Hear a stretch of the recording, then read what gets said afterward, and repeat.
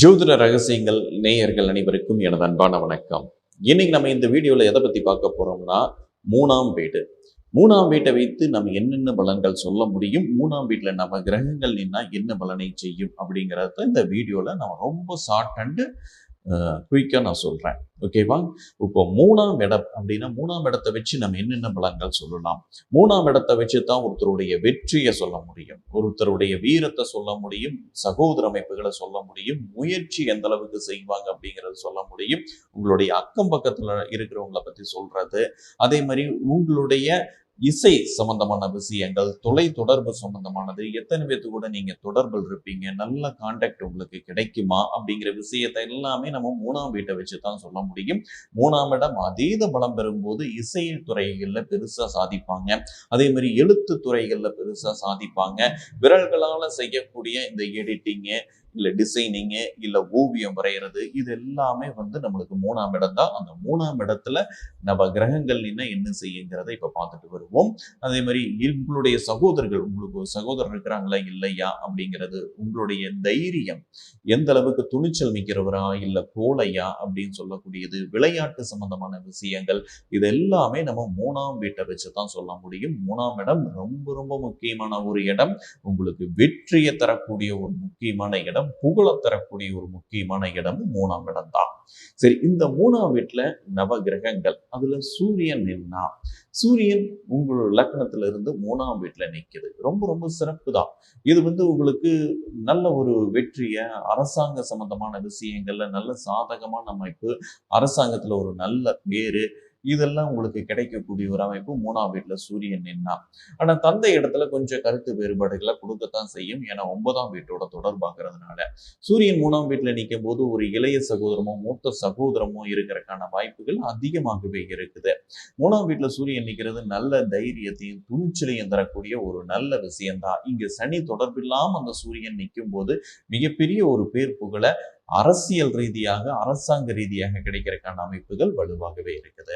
சரி, அடுத்தது சந்திரன். சந்திரன் மூணாம் வீட்டுல நிற்கிறது ரொம்ப ரொம்ப சிறப்பு தான். ரொம்ப இனிமையா பேசுவாங்க, இவங்களுடைய குரல் வலிமை ரொம்ப அழகா இருக்கு, இவங்க பேசுனாங்க அப்படின்னா 4 பேர் கேட்பாங்க. அதே மாதிரி நல்ல சிறந்த ஓவியம் வரையக்கூடிய ஆற்றல்கள் இருக்குது, கதை கவிதைகள் வரைகிறது, இந்த விரல்களால செய்யக்கூடிய விஷயங்கள் சிறப்பாக செய்யறது, சகோதரி இடத்துல கொஞ்சம் பாசங்கள் அன்புகள் இருக்கிறது, இந்த மாதிரியான நல்ல விஷயங்கள் எல்லாமே மூணாம் வீட்டுல சந்திரன், அதுவும் வளர்பிறை சந்திரனாக இருந்தா மிகப்பெரிய யோக அமைப்புகளை கண்டிப்பாக செய்யும். மூணாம் வீட்டுல செவ்வாய். செவ்வாய் நிற்கிறது இங்க காரகோ பாவனாஸ்தி. இங்க செவ்வாயுடைய திசை வந்தது அப்படின்னா சகோதரருக்கு ஏதோ ஒரு இழப்புகளை கொடுக்கவே தான் செய்யும். செவ்வாய் திசை வழியின எந்த பிரச்சனையுமே இல்லை, செவ்வாய் திசை வந்தது அப்படின்னா சகோதரருக்கு இழப்புகள், சகோதர ரீதியாக இழப்புகளை கண்டிப்பாக கொடுக்கும். ஆனா துணிச்சல், வீரம், விளையாட்டு, இதுல எல்லாம் பிரச்சனையே இருக்காது. வெற்றி இது எல்லாத்தையும் நல்ல விதமாகவே கொடுக்கும் மூணாம் வீட்டுல செவ்வாய் நிற்கும் போது. சரி, மூணாம் வீட்டுல ராகு நின்றுதுரா. ராகு நிற்கிறது ரொம்ப ரொம்ப நல்லதுங்க. பொதுவாகவே ராகுக்கு ஒரு நல்ல ஸ்தானம் அப்படிங்கிறது 3, 6, 11 தான். அதுல மூணாம் இடம் ரொம்ப ரொம்ப முக்கியமான ஒரு இடம். மூணாம் வீட்டுல ராகு நிற்கும் போது சகோதர இடத்துல கொஞ்சம் பிரச்சனைகள் இருக்குமே ஒழிய, இந்த ஜாதகருக்கு எதுல இறங்கினாலும் வெற்றிகள், நல்ல ஒரு நட்பு வட்டாரங்கள், இது எல்லாத்தையும் நல்ல விதமாகவே கொடுக்கும் மூணாம் வீட்டுல ராகு நின்னா. மூணாம் வீட்டுல ராகு நிற்கிறது ரொம்ப ரொம்ப சிறப்பு தான். மூணாம் வீட்டுல புதன் நின்னா, புதன் நிற்கிறது ரொம்பவுமே சிறப்பு தான். புதன் நிற்கிறதுல எந்த வித கெடுபலன்களுமே கிடையாது. பொதுவாகவே மூணாம் இடங்கிறது ஒரு மீடியமான ஒரு இடம். இங்க எந்த கிரகங்கள் நின்னாலுமே நல்லதுகளை தான் செய்யும். 3, 11ஆம் இடம் ஒரு நியூட்ரலான இடம். இங்க பெரிய கெடுபலன்களை எந்த கிரகங்களை நின்று செஞ்சிட முடியாது. அதே மாதிரி பெரிய யோக பலன்களையும் செஞ்சிட முடியாது. நல்ல பேர் புகழ் அடைய வைக்கும். அறிவு ரீதியாக நல்ல ஒரு பேர் புகழ் அடைகிறாங்க அப்படின்னா மூணாம் வீட்டுல புதன் இருக்கும். நல்ல புத்திசாலி அப்படிங்கிற ஒரு பேர் வாங்குறாங்க, இறந்ததுக்கு அப்புறம் கூட அந்த பேர் நிக்குது அப்படின்னா மூணாம் வீட்டுல புதன் நின்னுது அப்படின்னா அந்த மாதிரியான பேர் அமைப்புகள் கண்டிப்பாக கிடைக்கும். வாழ்நாள்ல கடைசியிலேயாவது அந்த பேரு இவங்க அடைஞ்சேதான் தீருவாங்க. சரி, மூணாம் வீட்டுல கேது. கேது நிற்கிறதுலையும் எந்த விதத்துலையும் தப்பு கிடையாது. பொதுவாக ராகு மாதிரியே தான் கேதுவும் பலன்களை மேக்சிமம் செய்யும். ஆனால் கேது கொஞ்சம் வித்தியாசமானது, மோட்சக்காரகன். அதனால மூணாம் வீட்டுல கேது நிற்கிறது நல்ல பலன்களை நல்ல விதமாகவே செய்யும். அந்த 3ஆம் அதிபதி எப்படி இருக்குங்கிறத பொறுத்து கேது கொஞ்சம் மாற்றங்களை செய்யும். சகோதர இடத்துல நல்ல அமைப்புகளை செய்யக்கூடிய ஒரு விஷயம்தான் 3ல கேது நிற்கிறது. அடுத்தது சுக்கிரன். சுக்கிரன் மூணாம் வீட்டுல நிற்கிறது ரொம்ப சிறப்பு. ஏன்னா இசையில ரொம்ப ஆர்வங்கள் இருக்கும். இசையில ரொம்ப ஆர்வங்கள் இருக்கும். அதே மாரி வந்து பேசுறது ரொம்ப இனிமையாக பேசுவாங்க.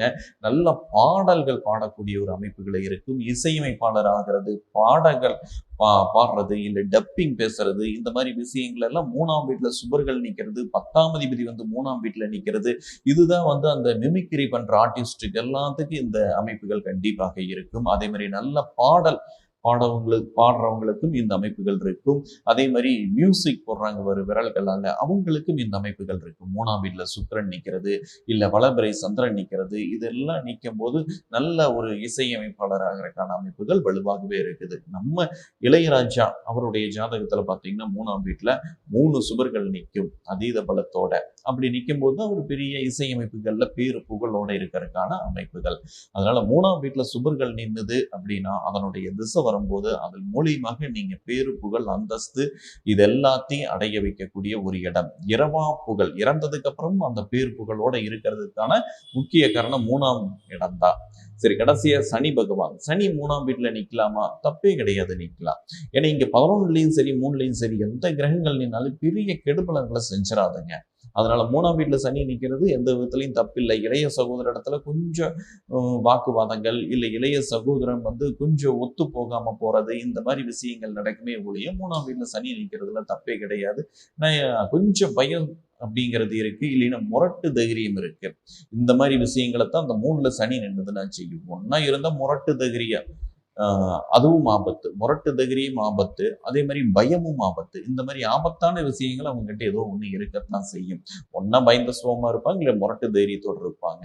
அந்த மாதிரி அமைப்புகள் அந்த சனியானது செஞ்சிடும். சுப பார்வை வரும்போது அதுல மாற்றங்கள் நல்ல விதமாகவே அமையும். ஆக வந்து 3ஆம் இடங்கிறது ரொம்ப முக்கியமான ஸ்தானம். இதுல நவ கிரகங்கள் என்னென்ன பலனை செய்யணும்னு நான் ரொம்ப ஷார்ட்டா உங்களுக்கு சொல்லியிருக்கிறேன். உங்களுக்கு வெற்றி, இரவா புகழ், அதே மாதிரி ஒரு அந்தஸ்து, இதெல்லாம் கிடைக்கணும். இசையில ஜெயிக்கணும், இசை ஞானி ஆகணும், இல்ல நல்ல பாடகர் ஆகணும், இல்ல நல்ல ஓவியர் ஆகணும் அப்படின்னா உங்க ஜாதகத்துல 3ஆம் இடம் எப்படி இருக்குங்கிறத பாருங்க. அதை வச்சுதான் உங்களுக்கு அந்த அமைப்புகள் எல்லாமே நடைபெறும்.